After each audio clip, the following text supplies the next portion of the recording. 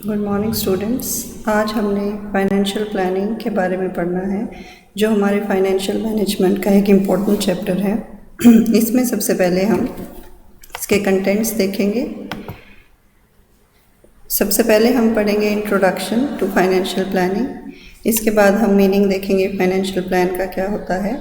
Definition पढ़ेंगे, meaning of financial plan, objectives of financial planning, characteristics of a sound financial plan, considerations in formulating financial plan कि किस तरह से हमने financial plan को formulate करना है। उसके बाद हम स्टेप्स देखेंगे फाइनेंशियल प्लानिंग में हमने क्या अंडरटेक करने हैं, और लास्ट में हम देखेंगे उसकी लिमिटेशंस। तो सबसे पहले उसकी इंट्रोडक्शन। आप लोगों को पता है कि कोई भी बिजनेस ऑर्गेनाइजेशन होगी, कोई इंडस्ट्रियल एस्टेब्लिशमेंट है, ट्रेडिंग कंसर्न है, कंस्ट्रक्शन कंपनी है, किसी भी तरह की कोई भी कंपनी है या बिजनेस है, उसको फंड्स की ज़रूरत होती है for successfully carrying on it's activities.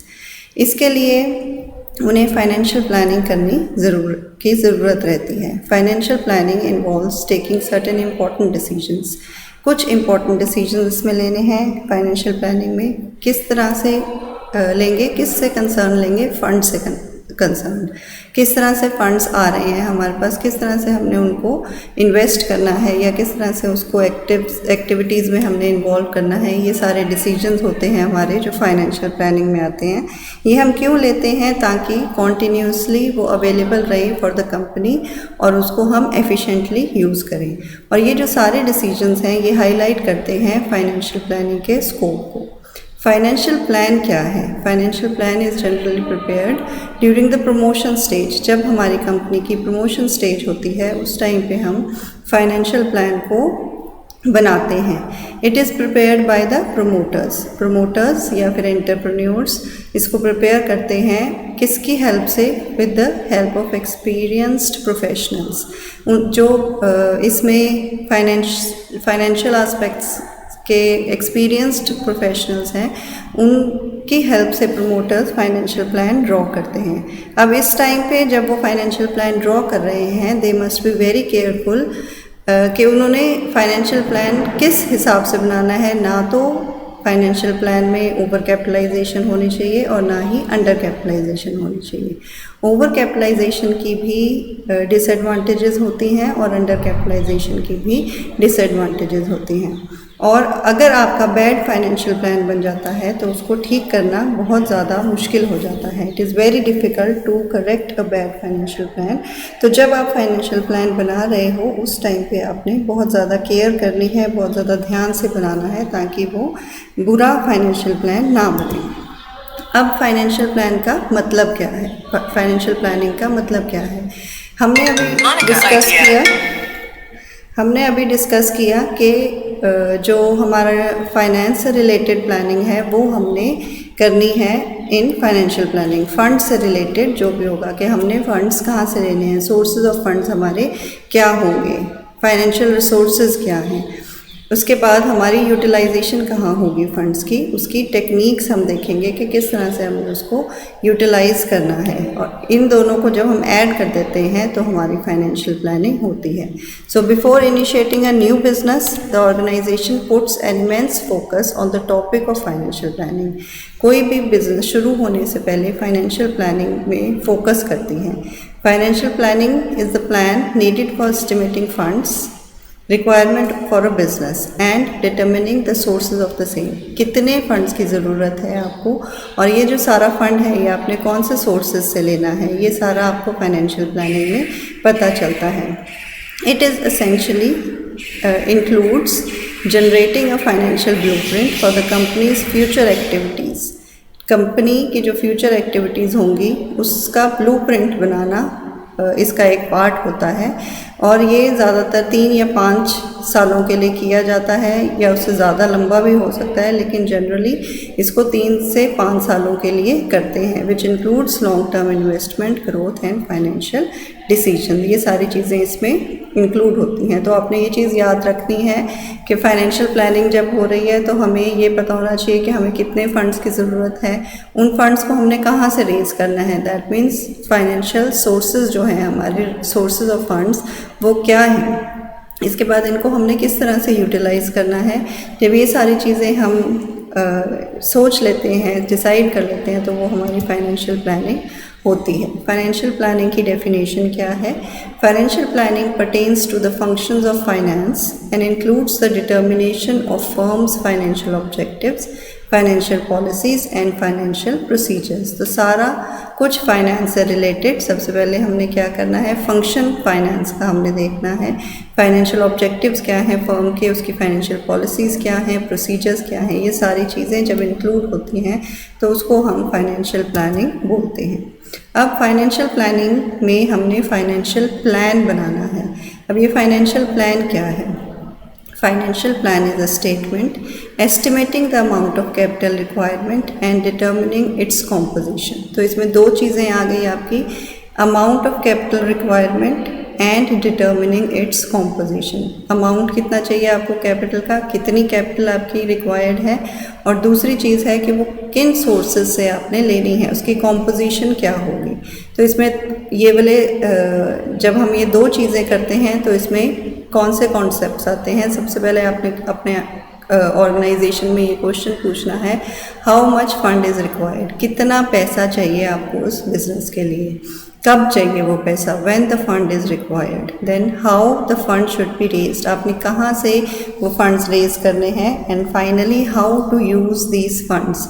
ये जो फंड्स आपने रेज किए हैं वेरियस सोर्सेज से, इनको आपने किस हिसाब से कहाँ पर यूज़ करना है।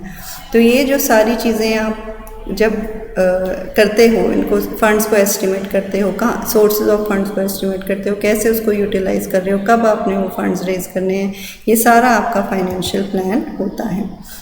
Now what are the objectives of financial planning? अभी हमने ये बात की, जब भी कोई बिज़नेस शुरू होगा तो बहुत ज़्यादा फोकस फाइनेंशियल प्लानिंग पे दिया जाता है।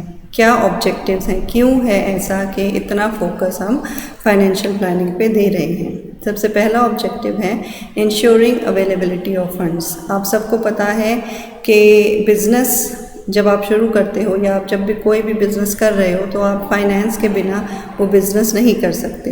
तो अवेलेबिलिटी ऑफ फंड्स, क्या आपको फंड्स अवेलेबल रहें, उसके लिए आपको फाइनेंशियल प्लानिंग की ज़रूरत होती है। तो आप जब जनरेट कर रहे हो फंड्स, आपने कहाँ से लेने हैं, कितने फंड्स लेने हैं, लॉन्ग टर्म एसेट्स के थ्रू लेने हैं या वर्किंग कैपिटल रिक्वायरमेंट्स पूरी करने के लिए लेने हैं, ये सारी चीज़ें आपको पहले से पता होनी चाहिए और आप इंश्योर करते हो कि आपको जब जिन फंड्स की ज़रूरत है वो आपको मिलते हैं। सेकेंड ऑब्जेक्टिव है estimating the time and sources of fund. अब आपको ये पता चल गया कि आपको कितने फंड्स चाहिए, आपको लॉन्ग टर्म एसेट्स के लिए चाहिए या वर्किंग कैपिटल रिक्वायरमेंट्स के लिए चाहिए, तो आप एस्टिमेट करोगे कब आपको वो फंड्स चाहिए और वो आपने कहाँ से जनरेट करने हैं, कहाँ से आपने उनको रेज करना है। आप शेयर कैपिटल इशू कर सकते हो, आप डिबेंचर्स के थ्रू ले सकते हो, आप बैंक से लोन ले सकते हो। तो ये सारे डिफरेंट सोर्सेज हैं जहाँ से आप अपने फंड्स को रेज कर सकते हो। Then next objective is generating capital structure. Capital structure क्या होता है? It is the composition of capital for a company, that is the kind of and proportion of capital required for the business. Debt equity कितनी होगी, long term finance आपने कितना raise करना है, short term कितना रेज करना है, ये सारा आपके कैपिटल स्ट्रक्चर में आता है। तो जब आप फाइनेंशियल प्लानिंग करते हो तो आप कैपिटल स्ट्रक्चर जनरेट करते हो। Next is avoiding unnecessary funds. अगर आपको फाइनेंशियल प्लानिंग कर रहे हो तो आपको पता होता है कि आपने कितने फंड्स रेज करने हैं, इस वजह से आप अननेसेसरी फंड्स इसमें अवॉइड कर देते हो। तो it is an important objective of the company to make sure that the firm does not drain unnecessary resources. Shortage of funds भी नहीं होनी चाहिए और एक्सेस रिसोर्सेज भी नहीं होनी चाहिए। तो सरप्लस नहीं होगा आपके पास, शॉर्टेज नहीं होगी, तो वो आइडल कैपिटल स्ट्रक्चर होगा, आइडल फाइनेंशियल प्लानिंग होगी आपकी। Now what are the characteristics of a sound financial plan, principles of sound financial plan या फिर characteristics of sound financial plan। सबसे पहले जो आपका फाइनेंशियल प्लान है उसमें सिंप्लिसिटी होनी चाहिए, इट शुड बी सिंपल। अगर कॉम्प्लेक्स फाइनेंशियल प्लान बनाओगे तो वो आपके एम्प्लॉयज़ को, आपकी कंपनी के जो मैनेजिंग डायरेक्टर हैं या जो आपके मैनेजमेंट है उनको ज़्यादा अच्छी तरह से समझ नहीं आएगा। तो simplicity is the first characteristic of a sound financial plan. Next is foresight. आपने फाइनेंशियल प्लान फ्यूचर के लिए बनाना है। You are making it for 3 to 5 years, long term के लिए भी बना रहे हो आप, तो आपको फोरसाइट रखनी चाहिए। आपको उसको फ्यूचर को आपने प्रिडिक्ट करना है कि आगे किस तरह की सिचुएशन हो सकती है जिसकी वजह से आपको ये जिसकी वजह से आपको प्लान बीच में चेंज भी करना पड़ सकता है। तो फोरसाइट होनी बहुत ज़रूरी है। नेक्स्ट कैरेक्टरिस्टिक इसी की एक्सटेंशन है फ्लेक्सिबिलिटी। जैसे हमने कहा कि लॉन्ग टर्म के लिए आप फाइनेंशियल प्लान बना रहे हो, तो आपने ये देखना है कि आपका जो प्लान है वो फ्लेक्सिबल होना चाहिए, ताकि अगर कोई सर्कमस्टेंसेस चेंज हो जाते हैं तो आप उसको आराम से चेंज कर सको। Then next characteristic is liquidity. जैसे आपके बिज़नेस को कैश की ज़रूरत है, जब आपके बिज़नेस को कैश की ज़रूरत होती है उस टाइम पे उसको कैश अवेलेबल हो, तो वो आप लिक्विडिटी फैक्टर जो है वो बहुत ज़रूरी है आपके फाइनेंशियल प्लान में। इकोनॉमिकल फाइनेंशियल प्लान जो है उसके जो बेनिफिट्स हैं वो कॉस्ट से ज़्यादा नहीं होने चाहिए। तो आपने देखना है कि बहुत महंगा फाइनेंशियल प्लान आपने नहीं बनाना और वो आपका बजट है उससे बाहर नहीं जाना चाहिए। Then next is contingencies. आपने अपने फाइनेंशियल प्लान में हमेशा कॉन्टीजेंसीज के लिए या अनफोर्सिंग कोई सर्कमस्टेंसेस आते हैं उनके लिए स्कोप रखना है, ताकि अगर कोई इमरजेंसी आ जाती है तो आप उसमें अपने फाइनेंशियल प्लान के हिसाब से उसमें चेंजेस कर सको। Then it should be adequate according to the conditions, according to the nature of business. इन सब के हिसाब से एडिक्वेट होना चाहिए। And it should be suitable for the given business. जो फाइनेंशियल प्लान है वो एक पर्टिकुलर बिजनेस के हिसाब से बनेगा, उसको आप जनरलाइज नहीं कर सकते। आपका बड़ा बिजनेस है तो अलग फाइनेंशियल प्लान होगा, स्मॉल स्केल बिजनेस है तो अलग फाइनेंशियल प्लान होगा, अगर आपकी ट्रेडिंग कंसर्न है तो फाइनेंशियल प्लान अलग होगा, और अगर आपकी मैन्युफैक्चरिंग कंसर्न है तो बिजनेस प्लान फाइनेंशियल प्लान अलग होगा। तो जिस तरह का बिजनेस है आपका, अपने नेचर ऑफ बिजनेस के हिसाब से आपने सूटेबल फाइनेंशियल प्लान बनाना है। Now what is the financial planning process? जब आप फाइनेंशियल प्लान बनाना शुरू करते हो या फाइनेंशियल प्लानिंग करनी शुरू करते हो तो आपने किस प्रोसेस को फॉलो करना है? सबसे पहले आपने आइडेंटिफाई करना है your needs and objectives. Needs and objectives, financial needs and financial objectives आप आइडेंटिफाई करोगे आपके बिजनेस के, कि जब आप बिजनेस शुरू कर रहे हो तो आपको कितने फंड्स की ज़रूरत है, आपके क्या फाइनेंशियल ऑब्जेक्टिव्स हैं। इसके बाद आप इंफॉर्मेशन गैदर करोगे related to your needs and your financial objective. आपने सारी इंफॉर्मेशन गैदर कर लेनी है। इसके बाद आपने उस इंफॉर्मेशन को एनालाइज करना है और एक अपना प्लान बनाना है। उस प्लान में आप एस्टिमेट करोगे कि कितने फंड्स हैं, कौन से सोर्सेज से आपने फंड्स रेज करना है, किस टाइम पे आपको फंड्स चाहिए, सारा प्लान जो है आप बना लोगे। Then you will present your plan और उसको डिलीवर करोगे। ठीक है, इसके बाद आप प्लान को इम्प्लीमेंट कर दोगे, और इम्प्लीमेंट जब करोगे तो आपको ये पता चलेगा कि कुछ कमी है प्लान में या प्लान बहुत सक्सेसफुल है, तो उसको टाइम टू टाइम आपने रिव्यू करना है according to the changing conditions and according to the progress, और जो आपको उसमें कमियां लगेंगी उसको आपने अपडेट करना है। नाउ जब हम इस प्रोसेस को डिटेल में पढ़ते हैं तो सबसे पहले हमने किया था गैदर योर फाइनेंशियल इन्फॉर्मेशन। इसमें इनिशियल डिस्कशन में हमने देखा कि फाइनेंशियल प्लानर हमें ज़रूरत होगा। इसमें फाइनेंशियल प्लानर आपको बताएगा कि आपको कितनी फाइनेंस की ज़रूरत है, कहाँ से आप किस कॉस्ट पे फाइनेंस ले सकते हो। तो ये सारी चीज़ें आपको इन्फॉर्मेशन गैदर करने में हेल्प करेंगी। Secondly, you will develop your financial goals. आपकी ऑर्गेनाइजेशन के फाइनेंशियल गोल्स आप डेवलप करोगे। उसके बाद आप फाइनेंशियल इश्यूज़ अगर कोई हैं आपकी ऑर्गेनाइजेशन में तो उसको आइडेंटिफाई करोगे। Then you will prepare your personal financial plan. अपना जो ऑर्गेनाइजेशन का पर्सनल फाइनेंशियल प्लान है उसको आप बनाओगे, उसको आप लिखोगे, प्रेजेंट करोगे और उसको इम्प्लीमेंट कर दोगे। जो आपका एक्शन प्लान है उसको इम्प्लीमेंट करोगे। और जो आपका रिव्यू है लास्ट में, it should be on going, continuous review होना चाहिए, सो दैट अगर उसमें कोई सर्कमस्टेंसेस चेंज होते हैं या कंडीशन चेंज होती है आपकी ऑर्गेनाइजेशन की, या कोई गवर्नमेंट की पॉलिसी चेंज हो जाती है, तो आप उसके हिसाब से उसको अपडेट कर सकें। Now when you are making a financial plan या फॉर्मुलेटिंग अ फाइनेंशियल प्लान, तो आपको कुछ चीज़ों का ध्यान रखना है। कंसिडरेशंस हैं जब आप फाइनेंशियल प्लान को बना रहे हो, क्या कंसिडरेशंस आपने देखनी है। ये हमने पहले भी डिस्कस किया कि सबसे पहले आप देखोगे कि आपकी नेचर ऑफ इंडस्ट्री क्या है। नेचर ऑफ इंडस्ट्री में ट्रेडिंग कंसर्न है, मैन्युफैक्चरिंग कंसर्न है, सर्विस कंसर्न है, या फिर आपका स्मॉल स्केल बिजनेस है, मीडियम स्केल बिजनेस है, लार्ज स्केल बिजनेस है। ये सारी चीज़ों को आपने ध्यान में रखना है, क्योंकि डिफरेंट बिजनेस का या डिफरेंट इंडस्ट्री का डिफरेंट फाइनेंशियल प्लान बनता है। आप एक जैसा फाइनेंशियल प्लान सब कंपनीज़ का नहीं बना सकते, सब इंडस्ट्रीज़ का नहीं बना सकते। तो आपको अपने फाइनेंशियल प्लान को अपने नेचर के ऑफ इंडस्ट्री के हिसाब से फॉर्मुलेट करना पड़ेगा। तो सेकंड इसमें जो कंसिडरेशन हमने लेनी है, that is standing of the concern. Credit standing इसमें आप ले सकते हो कि उसकी गुडविल क्या है, उसके पास ऑलरेडी कितना पैसा है और उसको कितना पैसा रेज़ करना पड़ेगा। अगर उसकी गुडविल अच्छी है तो उसको पैसे रेज़ करने में या फंड्स रेज़ करने में आसानी रहेगी।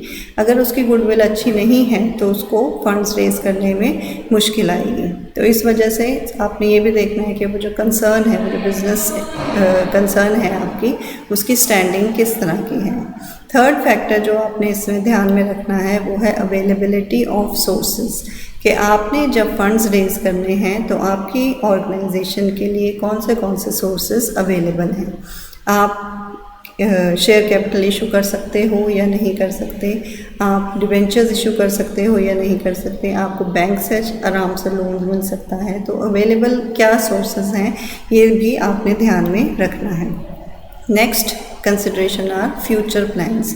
अगर आप फ्यूचर में अपनी इंडस्ट्री को एक्सपैंड करना चाहते हैं तो आपको अकॉर्डिंगली अपना फाइनेंशियल प्लान बनाना पड़ेगा। तो जो आपके फ्यूचर के ऑब्जेक्टिव्स हैं, फ्यूचर के प्लान्स हैं, उसके हिसाब से ही आपका जो फाइनेंशियल प्लान है वो बनेगा। Then you will look for general economic conditions prevailing at national and international level. जो जनरल इकोनॉमिक कंडीशंस हैं आपकी कंट्री की और इंटरनेशनली वर्ल्ड की, वो आपको ध्यान में रखनी पड़ेगी while you are formulating financial plan. तो जो ये इकोनॉमिक कंडीशंस होती हैं, इस पे आपका rate of interest, rate of dividend, ये सारी चीज़ें उस पर डिपेंड करती हैं। तो आपको ये जो जनरल इकोनॉमिक कंडीशन है वो भी ध्यान में रखनी है before you are formulating a financial plan. Lastly आपने देखना है government control. It should be considered while selecting the financial plan. तो गवर्नमेंट ने डिफरेंट रेगुलेशंस और रूल्स बनाए होते हैं जिसके बेसिस पे आपने अपना फाइनेंशियल प्लान बनाना है। They all the financial regulations जो गवर्नमेंट ने बनाई है रिलेटेड टू फाइनेंस, वो आपने ध्यान में रखनी है while you are selecting a financial plan. Now what are the importance of financial plan. क्या चीज़ें हैं जो आपको हेल्प करती हैं अगर आप अच्छा फाइनेंशियल प्लान बनाते हो। सबसे पहले it guarantees sufficient funds. Sufficient funds आपको गारंटी करते हैं, वो करता है through financial plan. Then planning helps in guaranteeing a harmony between outgoing and incoming of assets with the goal of that stability is kept up, कि आपकी organisation की stability ज़रूरी है।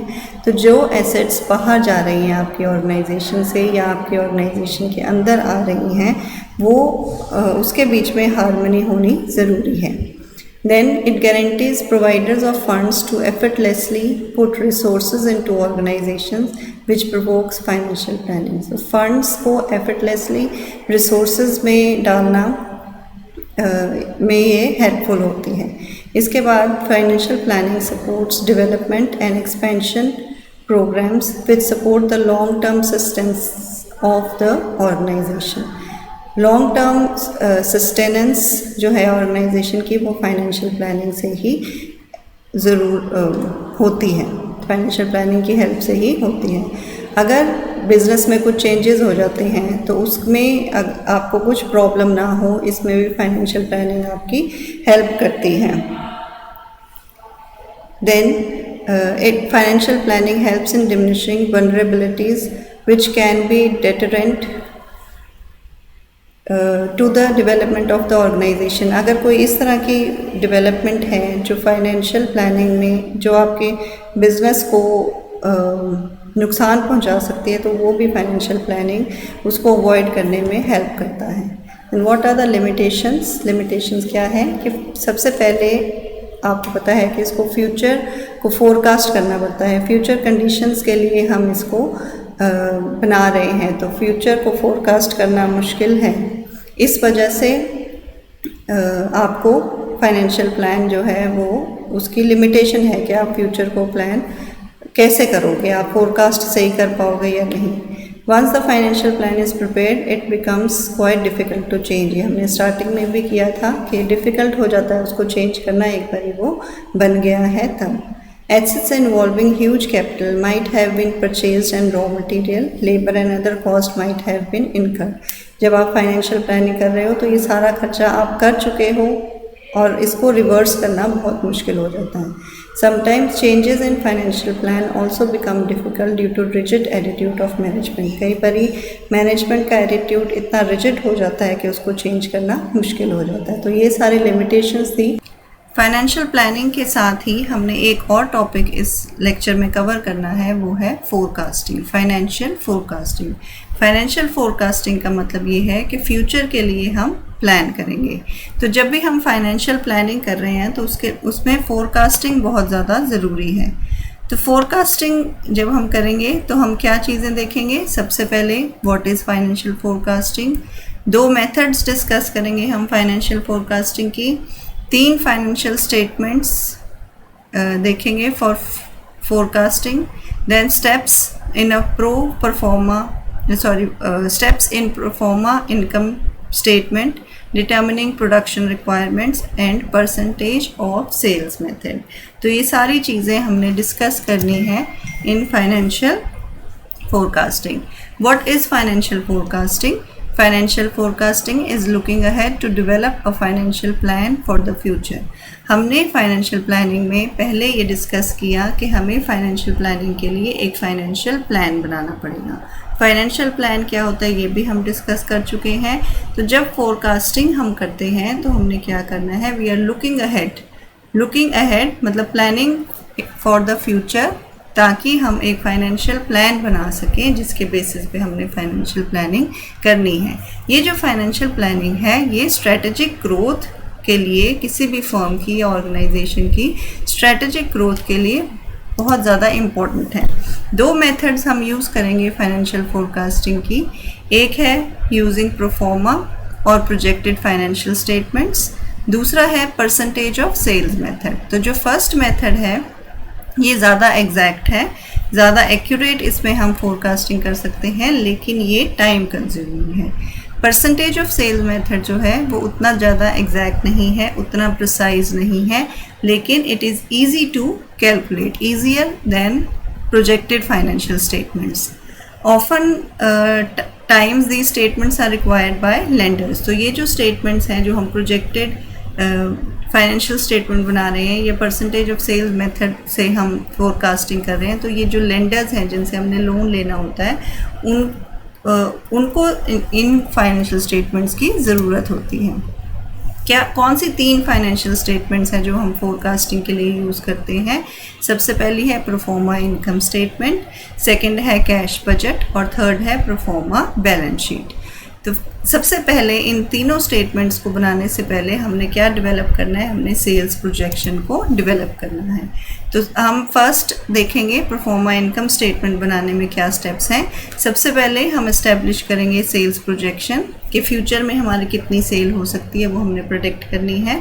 सेकेंड स्टेप है डिटरमाइन अ प्रोडक्शन शेड्यूल और production requirement. जब हमें sales का पता चलेगा तो उससे रिलेटेड हम प्रोडक्शन बजट या प्रोडक्शन शेड्यूल बनाएंगे जिसमें हमें प्रोडक्शन रिक्वायरमेंट का पता चलेगा। इसके बाद हम जो अदर एक्सपेंसेस हैं हमारे वो कंप्यूट करेंगे और लास्ट में हम कंप्यूट करेंगे या डिटरमाइन करेंगे profit by completing an actual proforma income statement. तो हम लास्ट में एक प्रो फॉर्मा इनकम स्टेटमेंट बनाएंगे जिससे हमें प्रॉफिट का पता चलेगा। डिटर्मिनिंग प्रोडक्शन रिक्वायरमेंट, कैसे हमने प्रोडक्शन रिक्वायरमेंट डिटर्मिन करनी है। सबसे पहले प्रोजेक्टेड यूनिट सेल्स, कितनी यूनिट सेल करनी है हमने, कितना हम फ्यूचर में एक्सपेक्ट कर रहे हैं कि हमारी सेल्स होंगी, वो ले लेंगे हम। इसके बाद हम एंडिंग इन्वेंट्री या क्लोजिंग इन्वेंट्री लेंगे जो हमने माइनस करनी है सेल्स में से। इसके बाद हम इससे हमें आएगा, हमारे पास आएगी बिगनिंग इन्वेंट्री। बिगनिंग इन्वेंट्री आ जाएगी तो ये जो बिगनिंग इन्वेंट्री है ये है प्रोडक्शन रिक्वायरमेंट और यूनिट्स टू बी प्रोड्यूस्ड। अब डेवलपमेंट ऑफ परफॉर्मा स्टेटमेंट में हमने क्या करना है, हमने किया कि सबसे पहले हमें सेल प्रोजेक्शन के बारे में पता होना चाहिए। सेल प्रोजेक्शन से हमें प्रोडक्शन प्लान का पता चलेगा कि कितनी प्रोडक्शन हमने करनी है। इसके बाद हम बनाएंगे pro forma income statement, cash budget बनाएंगे या अदर कोई और सपोर्टिव बजट्स हमें बनाने की ज़रूरत है वो बनाएंगे।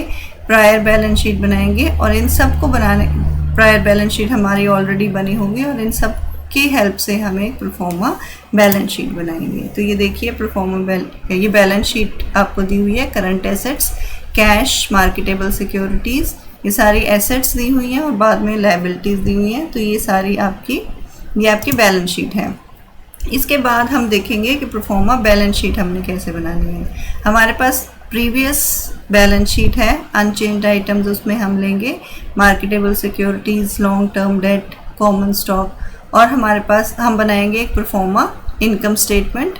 उसका एनालिसिस करेंगे, इन्वेंट्री उसमें देखेंगे, रिटेन्ड अर्निंग्स देखेंगे और हम कैश बजट एनालिसिस करेंगे जिसमें हम cash, accounts receivable, plant and equipment, accounts payable, notes payable को एनालाइज करेंगे। इन सब को एनालाइज करने के बाद हमारी बनेगी परफॉर्मा बैलेंस शीट। तो ये है हमारा pro forma balance sheet, pro forma income statement. Sales revenue हम कितना एक्सपेक्ट कर रहे हैं, कॉस्ट ऑफ गुड सोल्ड कितना आएगा, सेल्स में से कॉस्ट ऑफ गुड सोल्ड को माइनस करेंगे तो हमारे पास ग्रॉस प्रॉफिट आ जाएगा। जनरल एडमिनिस्ट्रेटिव एक्सपेंसेस फ्यूचर में हमारे कितने हो सकते हैं, ऑपरेटिंग प्रॉफिट आ जाएगा। इंटरेस्ट एक्सपेंस कितना है, earning before interest before tax आ गया, इसमें से हम टैक्स को माइनस करेंगे, इन अर्निंग आफ्टर टैक्सेस आ जाएगा। कॉमन स्टॉक डिविडेंड्स ले लिए हमने तो इंक्रीज्ड इन रिटेन्ड अर्निंग्स हमारा है, ये आ जाएगा। तो 20% इज़ अप्लाइड फॉर सिंप्लिसिटी। तो हमने इसमें जो टैक्सेस हैं वो 20% इसलिए लिए हैं कि सिंपल कैलकुलेशन शो करने के लिए। तो ये हमारी परफॉर्मा इनकम स्टेटमेंट बन जाएगी, परफॉर्मा इनकम स्टेटमेंट जो हम फ्यूचर में एक्सपेक्ट कर रहे हैं। इसके बाद हम बनाएंगे परफॉर्मा बैलेंस शीट जो हम फ्यूचर में एक्सपेक्ट कर रहे हैं। सारे current assets, total assets, fixed assets, total assets लेके फिर liabilities and stock holders equity लेके हम बैलेंस शीट बना लेंगे। ये था हमारा फर्स्ट मेथड जिसमें हमने इनकम स्टेटमेंट्स, कैश बजट या फिर बैलेंस शीट बनानी थी। सेकंड मेथड है हमारा परसेंटेज ऑफ सेल्स मेथड। ये एक शॉर्टकट मेथड है लेकिन ये उतना ज़्यादा एक्यूरेट मेथड नहीं है, but it is easier method for determining of financial needs कि हमें कितनी फाइनेंशियल नीड्स होगी ये हमें इससे पता चलता है। एज्यूम दैट, ये क्या एज्यूम करता है, balance sheet accounts will remain constant, percentage relationship to sales. तो हमारी जो परसेंटेज है हम ये मानते हैं कि वो कांस्टेंट रहेगी। एसेट्स और करंट सेल्स की जो परसेंटेज है that will be equal to the percentage of sales for future. तो हम इसमें क्या लेंगे, हमने फ्यूचर के लिए जो करना है इसमें A/S है percentage relationship of assets to sales, जो S है that is change in sales, P is profit margin, S² is forecasted sales and dividend payout ratio, D is dividend payout ratio, 1 - D is the retention rate. तो ये formula हम इसमें लगाएंगे और हमारी percentage of cell जो है वो आ जाएगी।